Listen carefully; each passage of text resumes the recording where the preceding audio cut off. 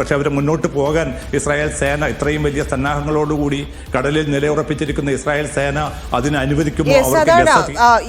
അപ്പോഴാണ് ഒരു സംശയം വരുന്നത്. ഈ മൈനുകൾ പാകി എന്നൊക്കെയുള്ള റിപ്പോർട്ടുകൾ കാണുമ്പോഴാണ് ട്രംപിന്റെ ആ സമാധാന നീക്കം വെറും പ്രഹസനമായിരുന്നില്ലേ എന്നൊരു തോന്നൽ വരുന്നത്. കാരണം ഗസ വളഞ്ഞ ഇസ്രായേൽ ഇപ്പോഴും നിൽക്കുന്നു, അവസാന അവസരമാണെന്ന് ഭീഷണി മുഴക്കുന്നു, ബാക്കിയായ ആളുകളെ ഭീകരവാദികളാക്കാനുള്ള ശ്രമം തീവ്രവാദികളാക്കുന്നു. ഈ തരത്തിൽ അപ്പോൾ ട്രംപ് പറഞ്ഞിരുന്ന സമാധാനം എന്നത് എവിടെയെന്നൊരു ചോദ്യം കൂടിയല്ലേ ഉയരുന്നത്?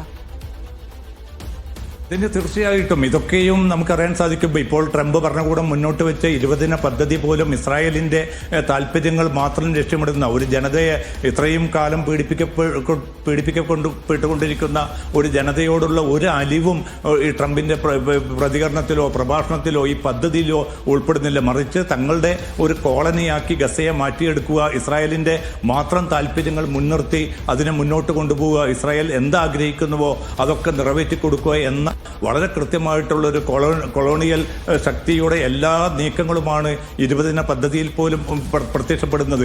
ഏതെങ്കിലും അർത്ഥത്തിൽ ഈ പ്രയാസപ്പെടുന്ന മനുഷ്യർക്ക് ഭക്ഷണമോ തലചായ്ക്കാൻ ഒരു ഇടമോ നൽകാൻ പോലും ഇപ്പൊ നമുക്കറിയാൻ സാധിക്കും. ഗസ സിറ്റിയിൽ വലിയ തോതിൽ ആക്രമണം നടക്കുകയാണ്. അവിടെ നിന്ന് പുറന്തള്ളപ്പെട്ട 9 ലക്ഷത്തിലധികം വരുന്ന മനുഷ്യർ ഇപ്പോൾ ഈ തീരത്തോട് ചേർന്ന റോഡുകളിലും മറ്റും പിന്നെ കിടക്കേണ്ട ഒരു ടെന്റ് പോലും ഇല്ലാതെ കിടക്കേണ്ട ഒരു സാഹചര്യം, അവർക്ക് നേരെ പോലും ആക്രമണം തുടരുന്ന ഒരു സാഹചര്യം.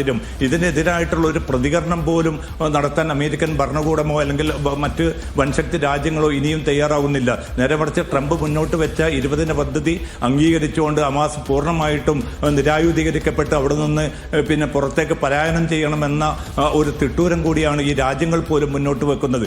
ആ ഒരു ഘട്ടത്തിലാണ് സാധാരണ മനുഷ്യർ, തികച്ചും സാധാരണക്കാരായിട്ടുള്ള മനുഷ്യർ ലോകത്തിന്റെ വിവിധ കോണുകളിൽ നിന്ന് ഈ ഫ്ലോട്ടിലയെ അനുഗമിക്കുകയും ഗസയിലേക്ക് തങ്ങളുടെ പ്രതീകാത്മകമായി തങ്ങൾ കൊണ്ടുവന്നിരിക്കുന്ന ഭക്ഷ്യവസ്തുക്കൾ ഗസയിൽ വിതരണം ചെയ്യുക എന്ന ലക്ഷ്യത്തോടുകൂടി തങ്ങളുടെ ജീവൻ പോലും അപകടത്തിലാണെന്ന് തിരിച്ചറിഞ്ഞുകൊണ്ടാണ് അവർ മുന്നോട്ട് പോകുന്നത്. എന്തായാലും ഇത്തവണ ഉണ്ടായിരിക്കുന്ന ഈ ഫ്ലോട്ടിലയുടെ വലിയൊരു ഒരു പ്രധാന നേട്ടം എന്നത്, നേരത്തെ മെഡ്ലിൻ എന്നൊരു ഫ്ലോട്ടില പുറപ്പെട്ടിരുന്നു മാസങ്ങൾക്ക് മുമ്പ്. അതിനെ തടഞ്ഞിരിക്കുന്ന ആ പ്രദേശത്ത് നിന്ന് കൂടുതൽ നോട്ടിക്കൽ മൈൽ ഇപ്പുറത്തേക്ക് എത്താൻ നിലവിലുള്ള സാഹചര്യത്തിൽ ഈ ഫ്ലോട്ടിലകൾക്ക് സാധിച്ചിട്ടുണ്ട്. അതുകൊണ്ട് തന്നെ തങ്ങൾ ലക്ഷ്യം നേടും വരെ ഒരിക്കലും പിന്മാറുകയില്ല എന്ന വളരെ ദൃഢപ്രതിജ്ഞയിൽ തന്നെയാണ് ഈ സംഘം മുന്നോട്ട് പോയിക്കൊണ്ടിരിക്കുന്നത്. പക്ഷേ അതിനെ ഒരിക്കലും അനുവദിക്കുകയില്ല. കാരണം ഇതിനെ അനുവദിച്ചു കഴിഞ്ഞാൽ സ്വതന്ത്രമായിട്ടുള്ള സംഘങ്ങൾ ഗസയിൽ ഭക്ഷ്യവിതരണം നടത്തുന്ന ഒരു സാഹചര്യം ഉണ്ടാവും. അത് തങ്ങളുടെ സൈനികവും രാഷ്ട്രീയവുമായിട്ടുള്ള നിലപാടുകൾക്ക് തിരിച്ചടിയായി മാറും എന്ന് തിരിച്ചറിഞ്ഞുകൊണ്ടാണ് ഇപ്പോൾ അതിശക്തമായിട്ടുള്ള മുന്നൊരുക്കങ്ങളുമായിട്ട് ഇസ്രായേൽ സേന നിലയുറപ്പിച്ചിരിക്കുന്നത്. പക്ഷേ ലോകം കാത്തിരിക്കുന്ന ഒരു മറുപടി അല്ലെങ്കിൽ ഒരു പ്രതികരണം എന്നുള്ളത് അത് ഹമാസിന്റേതാണ്. നമുക്കറിയാം ട്രംപ് മുന്നോട്ട് വെച്ച 20 ദിന പദ്ധതി, അത് ഹമാസിന് കഴിഞ്ഞ ദിവസം 3-4 ദിവസത്തെ സമയം കൂടി കൊടുത്തിരുന്നു. ഇനി ആ സമയം എടുത്തിട്ടും ഇതിൽ തീരുമാനമായിട്ടില്ലെങ്കിൽ ബാക്കി ഇസ്രായേൽ തീരുമാനിക്കുമെന്നുള്ളൊരു ഭീഷണി കൂടി അവിടെ നിലനിൽക്കുന്നുണ്ട്. ആ സാഹചര്യത്തിൽ ഹമാസ് എടുത്തിരിക്കുന്ന തീരുമാനം ഇല്ലെങ്കിൽ ഹമാസിന്റെ നിലപാട് ഈ വിഷയത്തിൽ നേരത്തെ എടുത്തതുപോലെ അംഗീകരിക്കില്ല എന്നുള്ള വിവരങ്ങളാണോ ഇപ്പോൾ വരുന്നത്? മറ്റ് ഈജിപ്ത്, ഈ മധ്യസ്ഥ രാജ്യങ്ങളെല്ലാം ഹമാസുമായി സംസാരിച്ചു എന്ന് മനസ്സിലാക്കുന്നു. എന്താണ് ഹമാസിന്റെ പ്രതികരണവുമായി അല്ലെങ്കിൽ ഇതിലെ നിലപാടുമായി ബന്ധപ്പെട്ട് നമുക്ക് ലഭിക്കുന്ന വിവരങ്ങൾ? ഇതിന് ഇപ്പോൾ ഏറ്റവും അവസാനമായിട്ട് ട്രംപ് ഭരണകൂടം അനുവദിച്ചിരിക്കുന്നത് 4 ദിവസത്തെ സമയമാണ്. അത് ഇന്നലെയാണ് ട്രംപ് വ്യക്തമാക്കിയിരിക്കുന്നത്.